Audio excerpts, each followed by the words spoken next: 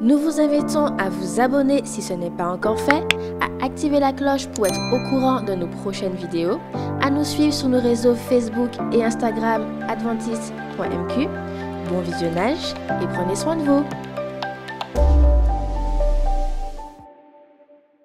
Mesdames et messieurs, chers frères et sœurs, chers jeunes, tout le plaisir est pour moi de vous saluer dans le nom de Jésus-Christ.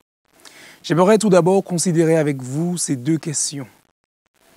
La Bible est-elle un instrument de la colonisation pour asservir nos ancêtres? Jésus est-il le Dieu des colons?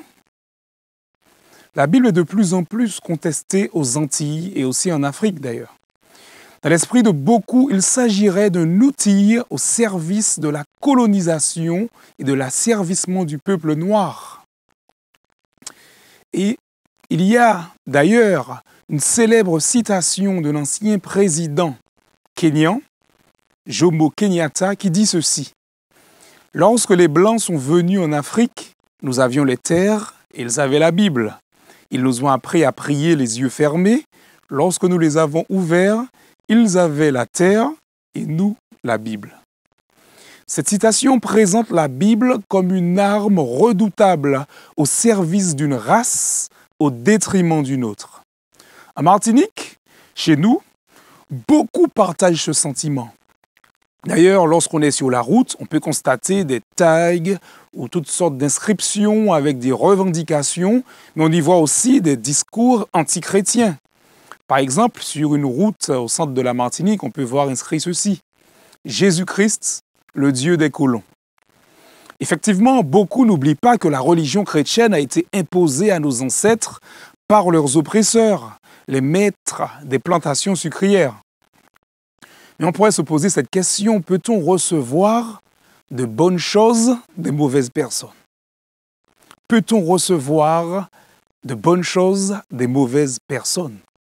En guise de réponse, j'aimerais partager ce petit exemple afin de nous amener à la réflexion. Imaginez quelqu'un vous apporte un corosol, tout bénef.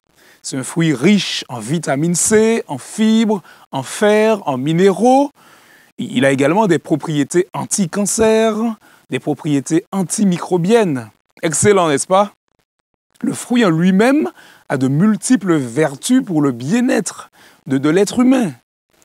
Et maintenant, si je vous disais que la personne venait, vous apportait le fruit et vous forçait à manger ce fruit, c'est-à-dire employer la violence et l'humiliation pour vous amener à manger ce fruit. Si le fruit donné est bon, excellent et vertueux, il est clair que la manière dont il est donné ne permet pas de s'en satisfaire. Et suite à un tel épisode, on a deux alternatives. C'est-à-dire détester non seulement celui qui a fait preuve de violence, mais aussi le fruit en lui-même, en l'occurrence le corosol. Ou alors on peut se dire que le corosol en lui-même ne fait pas de mal, bien au contraire, mais que le problème, le véritable problème, c'est celui qui a fait preuve de violence tout en utilisant quelque chose de bon. Vous savez, dans ce monde terrible, les bonnes choses sont souvent utilisées à mauvais escient. Et malheureusement, la Bible n'est pas exception à la règle. Ainsi, que dire à ceux qui voient la Bible exclusivement comme un instrument ayant une part active dans les pages les plus sombres de notre histoire? Ou encore, comment dissocier ce livre de ceux qui l'ont utilisé à mauvais escient? Telles sont les questions que nous pouvons nous poser. Mesdames et messieurs, à partir de la Bible elle-même, je voudrais vous montrer que cette dernière est la parole de Dieu. Une parole qui désire faire du bien à l'être humain indépendamment de son origine, indépendamment de sa couleur de peau. Et oui. Premier point. La Bible présente la manière dont l'Évangile devait et devrait se répandre dans le monde. Mais avant de considérer ce premier point, j'aimerais dire ceci. Les livres du Nouveau Testament ont été rédigés durant la période de l'an 60 à l'an 95 après Jésus-Christ, donc bien avant que l'Europe devienne chrétienne. Et d'ailleurs, l'Europe est devenue chrétienne aux alentours à partir de 538 après Jésus-Christ jusqu'à 1798. Quant à l'Ancien Testament, il a été écrit par plusieurs auteurs, des milliers d'années avant que les superpuissances européennes impériales dominent sur le plan politique et militaire. Maintenant, la Bible dans son ensemble présente un protagoniste, et il s'agit de la personne de Jésus-Christ. D'ailleurs, Jean 3, verset 16, nous donne les grandes lignes de la mission du Christ. Car Dieu a tant aimé le monde qu'il a donné son Fils unique afin que quiconque croit en lui ne périsse point, mais qu'il ait la vie éternelle. Amen. Avant de monter au ciel, Jésus-Christ va dire quelque chose de déterminant à ses disciples pour le salut de l'humanité. Allez, faites de toutes les nations des disciples, les baptisant au nom du Père, du Fils et du Saint-Esprit, et enseignez-leur à observer tout ce que je vous ai prescrit. Et voici, je suis avec vous tous les jours jusqu'à la fin du monde. Matthieu 28, versets 19 et 20. On pourrait penser que par le biais des croisades, de la colonisation, les empires européens du Moyen-Âge ont fait de beaucoup de nations des chrétiens. Mais la question qui se pose est celle-ci. Ont-ils fait des nations des disciples? Ont-ils enseigné les nations, comme nous dit le texte, à observer tout ce que Jésus-Christ a prescrit? Ont-ils eux-mêmes mis en pratique ce que Jésus a enseigné dans sa parole? Pour faire des disciples, il faut d'abord en être un soi-même. Et Jésus-Christ déclare dans Jean 13, verset 35, comment reconnaître ses disciples? À ceux-ci, tous connaîtront que vous êtes mes disciples si vous avez de l'amour les uns pour les autres. Le disciple aime les autres. Il aime son alter ego. D'ailleurs, en Corinthiens 13, versets 5 et 6, nous présente des détails déterminants à propos de l'amour que Dieu attend de nous. Il ne fait rien de malhonnête. Il ne cherche point son intérêt. Il ne s'irrite point. Il ne soupçonne point le mal. Il ne se réjouit point de l'injustice, mais il se réjouit de la vérité. De plus, le disciple enseigne tout ce que Jésus a prescrit. Lorsqu'on revient à Matthieu 28, versets 19 et 20, force est de constater que Jésus déclare que le véritable rôle des disciples qu'il commissionne pour répandre l'Évangile est celui d'enseigner à observer tout ce qu'il a prescrit. Le mot prescrit dans la langue originale du texte vient du verbe « antelomai », qui signifie également « commander ». Ainsi, les disciples de Jésus devaient faire des nations des disciples en les enseignant à observer les commandements de Jésus.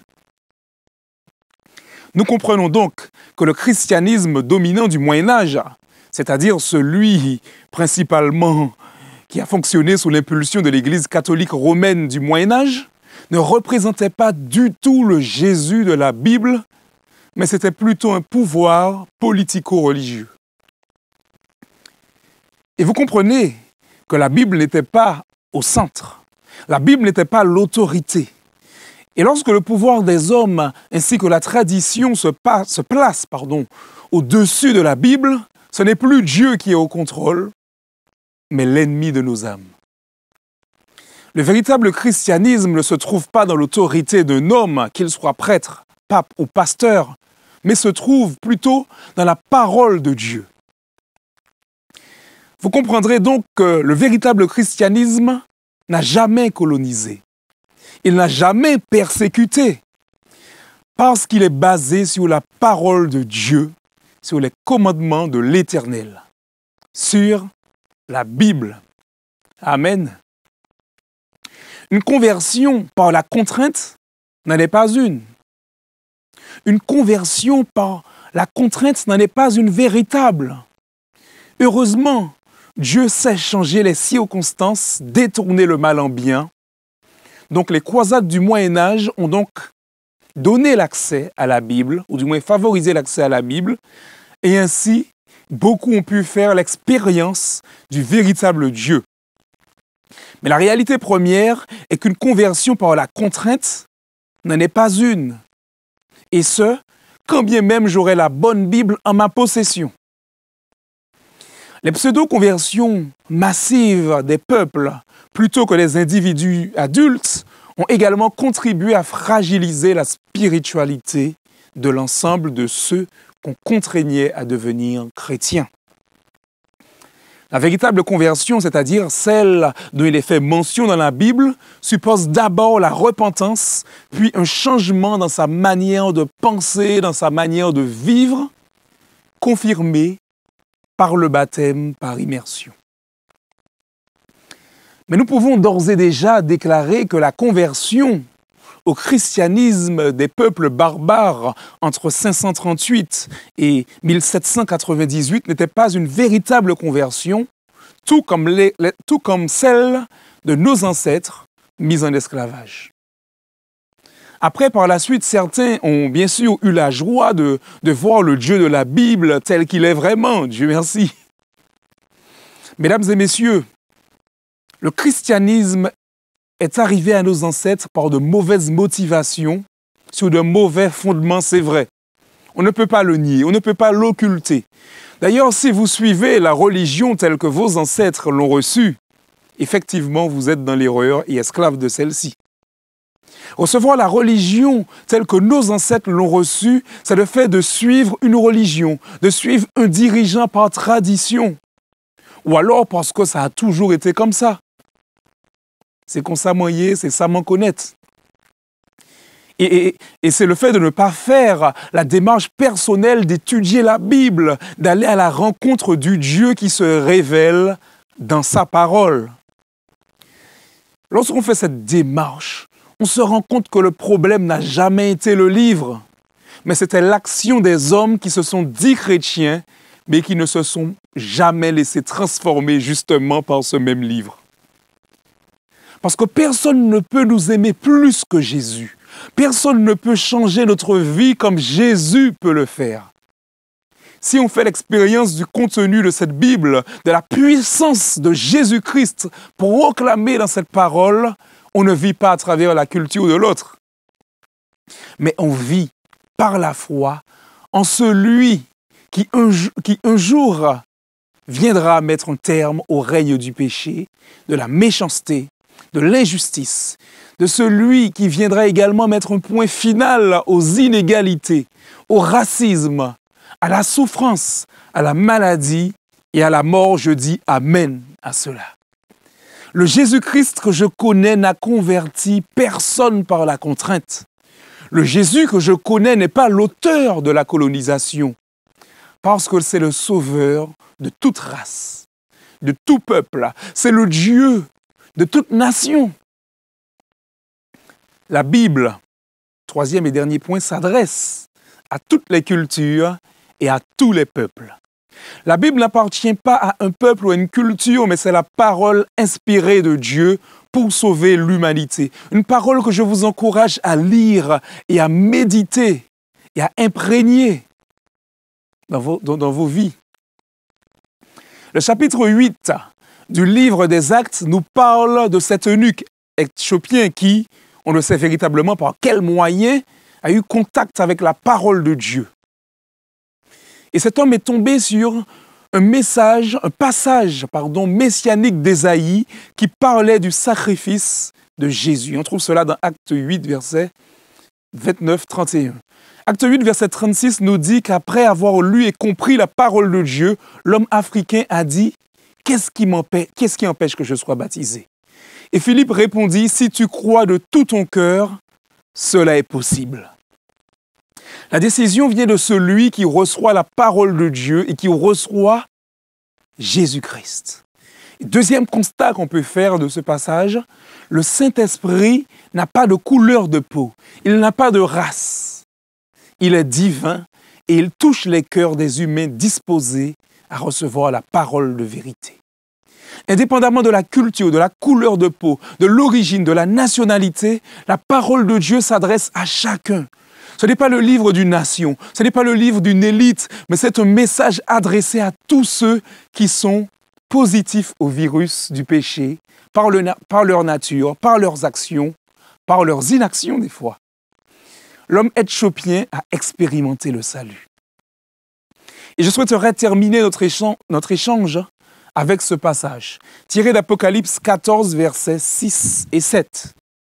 Je vis un autre ange qui volait par le milieu du ciel, ayant un évangile éternel pour l'annoncer aux habitants de la terre, à toute nation, à toute tribu, à toute langue, à tout peuple. Il disait d'une voix forte, craignez Dieu et donnez-lui gloire, car l'heure de son jugement est venue.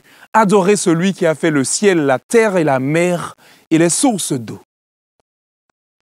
Ce message du premier ange de l'Apocalypse souligne la dimension universelle de la mission de Dieu pour sauver l'humanité. Pour l'inviter à le craindre, lui donner gloire et l'adorer afin que le jugement soit une bonne nouvelle pour chacun. L'Éternel est le Dieu de tout peuple, de toute culture, de toute nation. Son évangile éternel s'adresse à tout le monde. J'aimerais conclure en disant ceci. Je suis fier d'être martiniquais. J'aime mon île, mais il n'y a pas une plus belle chose que celle d'être un citoyen du royaume de Dieu.